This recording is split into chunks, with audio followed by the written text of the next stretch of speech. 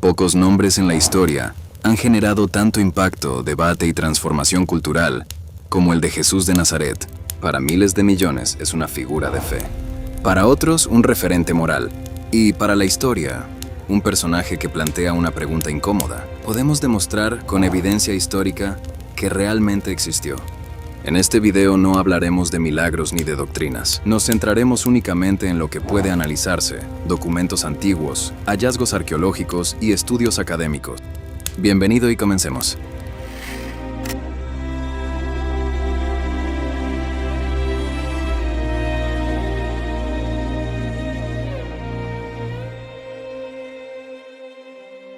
Para los historiadores, una de las evidencias más valiosas no proviene de seguidores, sino de observadores externos, incluso hostiles. Si Jesús hubiera sido una invención posterior, ¿por qué autores que no eran cristianos y en algunos casos críticos del movimiento lo mencionan? Alrededor del año 116 después de Cristo, el historiador romano Tácito escribió sobre el incendio de Roma bajo el emperador Nerón. En su relato menciona a un grupo perseguido, los cristianos, y añade un dato clave, que su líder, llamado Cristo, fue desvivido durante el gobierno de Tiberio, por orden de Poncio Pilato. Este no es un texto religioso, es una obra histórica escrita desde el Imperio Romano.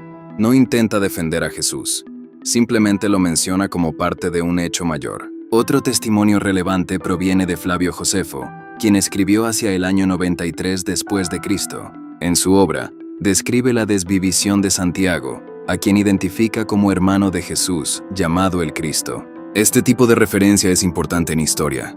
Una persona es identificada a través de otra ya conocida. Existe también un pasaje más extenso sobre Jesús en sus escritos. La mayoría de especialistas considera que fue modificado con el tiempo, pero que probablemente se basa en un núcleo original auténtico.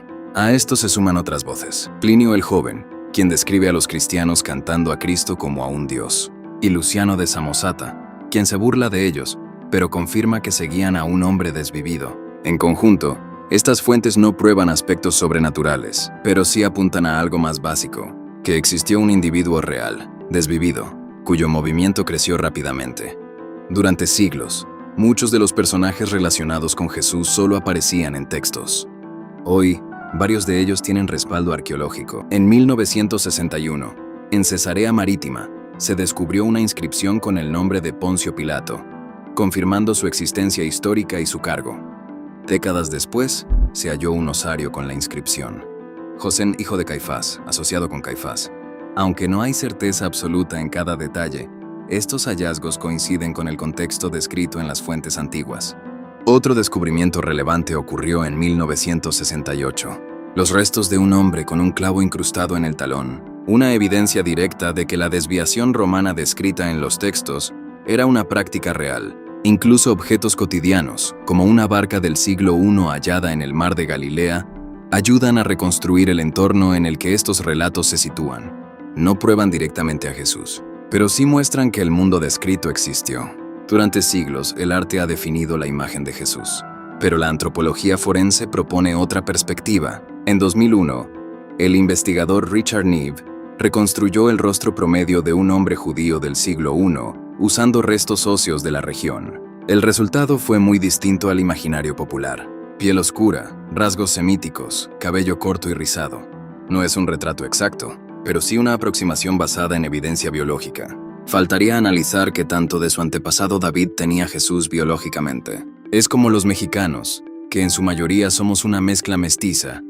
Algunos rubios, ojos claros, otros morenos, ojos grandes, por la naturaleza meramente biológica. Sea como sea, no es un detalle tan relevante el cómo haya sido físicamente. Solo sabemos que no llamaba la atención por su físico ni por su dinero. Durante un tiempo, algunos cuestionaron si Nazaret existía en el siglo I.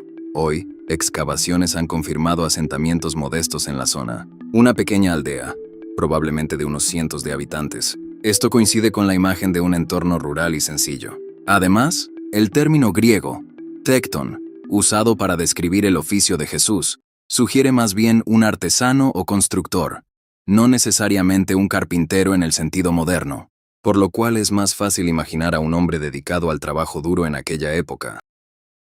Aunque los textos fueron escritos en griego, muchos especialistas han detectado estructuras propias del arameo. Esto sugiere que las enseñanzas atribuidas a Jesús podrían tener raíces en tradiciones orales más antiguas. No prueba cada palabra, pero sí apunta a un origen cercano en el tiempo y el lugar. ¿Por qué es importante si están en griego pero suenan a arameo? Jesús, como judío del siglo I en Galilea, no hablaba griego como lengua principal, sino arameo. Los lingüistas han encontrado que, en varias partes de los evangelios, el texto griego tiene estructuras gramaticales raras para el griego. Usa expresiones que solo tienen sentido si se traducen desde arameo. Conserva incluso palabras originales en arameo.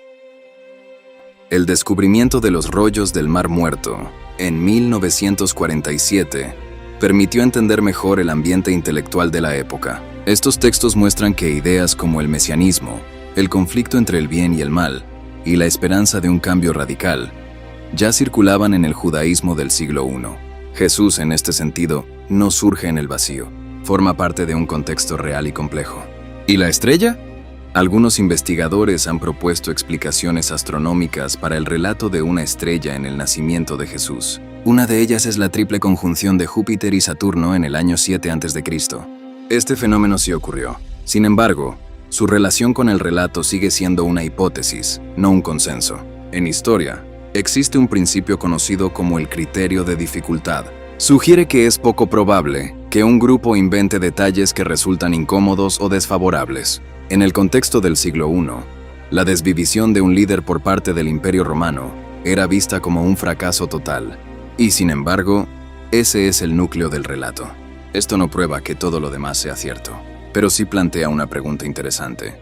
¿Por qué construir una historia así? Hubiera sido un buen personaje algún guerrero y justiciero, no un hombre al que desvivieron, hacía dudar, cambiaba doctrinas, y de su origen pocos tendrían pruebas. Después de analizar fuentes, arqueología y contexto, la mayoría de historiadores coincide en un punto.